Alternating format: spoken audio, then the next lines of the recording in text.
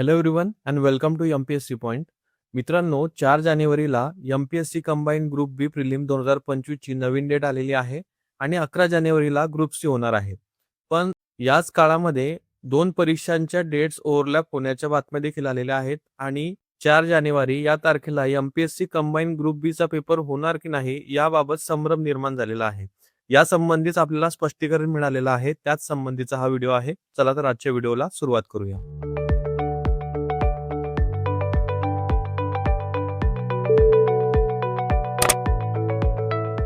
तर बघा मित्रांनो, मुंबई येथील वृत्तपत्रांमध्ये एक बातमी सध्या सुरू होती की एमपीएससी यूजीसी नेट परीक्षा एकाच दिवशी आणि त्यामुळे परीक्षार्थींमध्ये संभ्रमाचं वातावरण. म्हणजे ज्यांची यूजीसी नेटची परीक्षा होती आणि एमपीएससी ची परीक्षा होती, तर त्या दोघही ज्या परीक्षा आहेत त्या 4 जानेवारीलाच होणार आहेत आणि यामुळेच विद्यार्थ्यांमध्ये संभ्रम निर्माण झाला. तर याच संबंधी आयोगाने आज 12 डिसेंबरला हे एक प्रसिद्धीपत्रक पब्लिश केलेलं आहे रिगार्डिंग हे कन्फ्युजन. आणि आयोगाने इथे सांगितलेलं आहे की एनटीए द्वारा 12 ऑक्टोबर 2025 रोजीच्या प्रसिद्धीपत्रकानुसार यूजीसी नेट डिसेंबर 2025 परीक्षा संपूर्ण देशभरात 31 तारीख ते 7 तारीख या कालावधीत घेण्याचे प्रसिद्ध करण्यात आलेलं आहे आणि त्यामुळे बऱ्याच जणांच्या परीक्षा या 4 तारखेला ओव्हरलॅप होऊ शकतात दोघेही.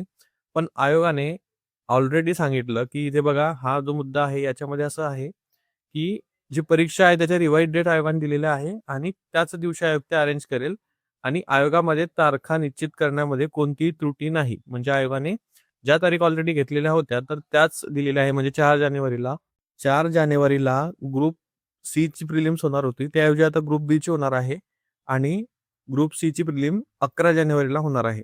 बघा, यातील महत्वाचा मुद्दा आहे मुद्दा क्रमांक 4. यामध्ये सांगितलेलं आहे बघा, आयोगाच्या जाहिरातीमधील तरतुदीनुसार परीक्षेच्या आयोजनाच्या दिनांकास अन्य संस्थेची परीक्षा असल्यास कोणती परीक्षा द्यावयाची आहे याबाबतचा निर्णय स्वतः उमेदवारांना घेणे आवश्यक आहे आणि परीक्षा आयोजनाच्या दिनांकामध्ये कोणताही बदल प्रस्तावित नाही. म्हणजे बघा, परीक्षा तुम्हाला कोणती द्यायची आहे त्या दिवशी हे तुम्हीच ठरवायचं आहे असं आयोगाने सांगून दिलेलं आहे. त्यामुळे पोस्टपोन होण्याच्या न्यूज ज्या आहेत त्या आता थांबतील आणि एमपीएससी कंबाईनला जे काही पोस्टपोनमेंटच्या न्यूज आहे, रुमर्स आहेत, तर ते आता थांबतील. 2 वर्ग इथे नक्कीच असतील ज्यांची यूजीसी नेट देखील असेल आणि एमपीएससी असेल.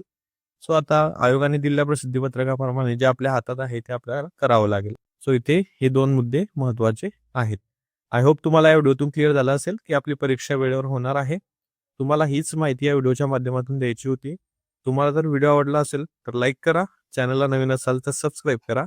आजच्या व्हिडिओसाठी एवढेच. आपण भेटूया पुढच्या व्हिडिओमध्ये. Thank you for watching.